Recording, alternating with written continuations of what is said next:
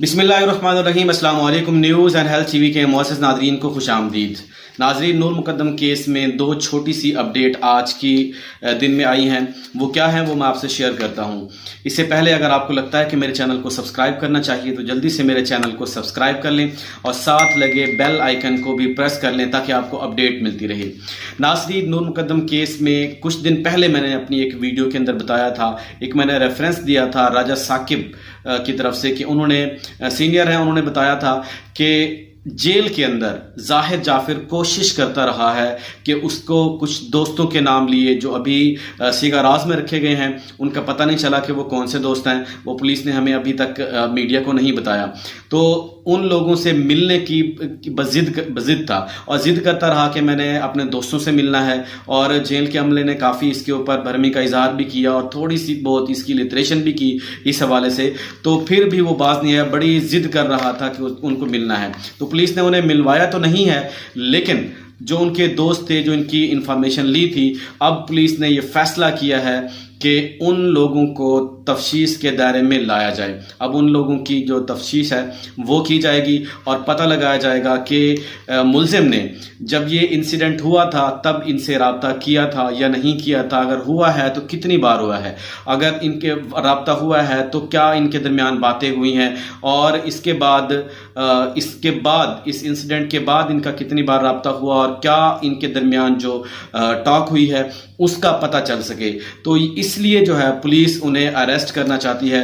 तो आप देखेंगे कि आने वाले दिनों में इसके अंदर जो ये बात सामने आएगी कि इन लोगों को शामिल तफ्तीश किया जाएगा। हो सकता है कि इन्हें सामने ना लाया जाए, इन्हें अरेस्ट ना किया जाए, ऐसे ही इनको बुलवा के एक नॉर्मल वे से इनको जो है इनसे तफ्तीश की जाए, इनसे पूछा जाए और इनके कॉल रिकॉर्ड, इनके नंबर, सारा कुछ जो इनका डाटा है वो रिकॉर्ड जो है वो हासिल किया जाएगा और पता लगाया जाएगा कि क्या ये इस प्लान का हिस्सा थे या इनका इसमें क्या रोल है या इनके पास ऐसी क्या अहम इंफॉर्मेशन है जो इस केस से जुड़ी हुई है।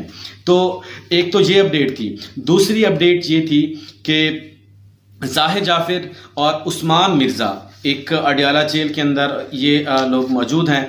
तो अडियाला जेल के अंदर जो जाहिर जाफिर है वहाँ पे इनके जो टेस्ट किए गए हैं, साइकोलॉजिकल जो इनका टेस्ट किया गया है वहाँ पे, और यहाँ पे एक बात वाज़े हो गई है, पक्की हो गई है, क्योंकि मुलजिम के बारे में ये सुनने में आ रहा था कि मुलजिम बहाना बनाने की या एक इस चीज़ का एज लेने की कोशिश करेगा कि वो मेंटली तौर पे डिसेबल है और उसने जानबूझ के ये काम नहीं किया और ये मेंटली जो इसकी डिसेबिलिटी है उसकी वजह से ये सारा कुछ इससे सरजद हुआ है। ये जो इसके पास एज पॉइंट था अब ये क्लोज हो गया है।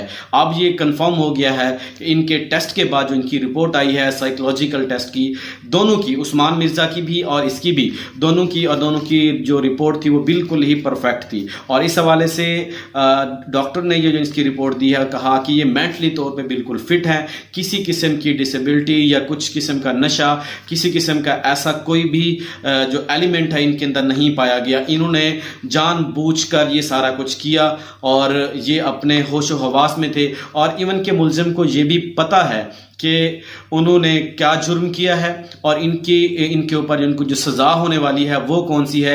ये सारी चीज़ें वो जानते हैं और अच्छी तरह अपने मेंटली तौर पे वो प्रिपेयर्ड भी हैं और ये समझते हैं कि उनके साथ क्या होने वाला है और वो कितनी सख्त मुसीबत के अंदर जो है इस वक्त फंस चुके हैं। जो उन्होंने किया अब उनको उनकी भुगतने की जो बारी है वो आ चुकी है। तो ये थी आज की अपडेट नूर मुकद्दम केस के हवाले से। ये छोटी सी अपडेट थी और दुआ करते हैं कि दोनों मुलजिम जो है वो गिरफ्तार हो जाएं। और दोनों मुलजिम गिरफ्तार तो हैं, ये एक मुलजिम जो है इनको परमानेंटली इनका कंफर्म हो जाए और जो अदालत है इनको दोनों ये मुलजिम जो हैं जाहिर जाफिर और उस्मान मिर्ज़ा, इनको फाइनली तौर पे सज़ा होनी चाहिए जितना जल्दी हो सके। क्योंकि जो उस्मान मिर्ज़ा केस था उसके अंदर जो प्रोसीडिंग थी वो थोड़ी सी स्लो हो गई थी, जो ट्रायल थे इसके, इस वजह से एक जो पिछली कल की न्यूज़ थी उसके अंदर एक इसका साथी जो था बिलाल मुरव्वत, उसकी जो ज़मानत हो गई है उसकी वजह भी मैंने आपको बताई थी कि वो शख्स वहाँ पे मौके पे मौजूद था पुलिस के कहने के मुताबिक, और वहाँ पे जो सिक्योरिटी का रोल अदा कर रहा था, बाहर आने जाने वाले पे नज़र रख रहा था जब मुलजिम उस्मान मिर्ज़ा अंदर जाके वीडियोस शूट कर रहा था।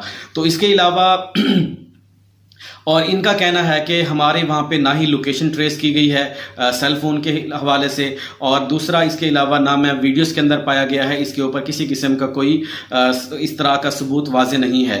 तो अदालत ने इस चीज़ को देखते हुए पुलिस की ये भी बात नहीं मानी कि इसका सेल फ़ोन ऑफ था, इसलिए इसकी लोकेशन जो है वो ट्रेस नहीं हो सकी।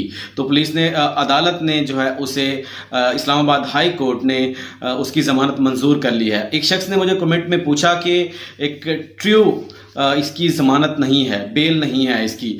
ट्रू का मतलब मुझे जहाँ तक समझ नहीं आया। ट्रू का मतलब ये एक बात यहाँ पे वाजे कर दूँ कि इसकी जो ज़मानत हुई है ये ज़मानत अबूरी होती है, उसके बाद इसके ऊपर ये अभी केस में तफ्सीस में शामिल है। अगर आगे कोई ऐसा सबूत मिलता है कि ये शख्स इस केस के अंदर मुलव्विस था और ये मुलजिम का शरीक मुलजिम है, तो इसको दोबारा जो पुलिस अरेस्ट कर सकती है, दोबारा इसको जो है सज़ा हो सकती है जो अदालत के कानून के मुताबिक इसको दी जाएगी।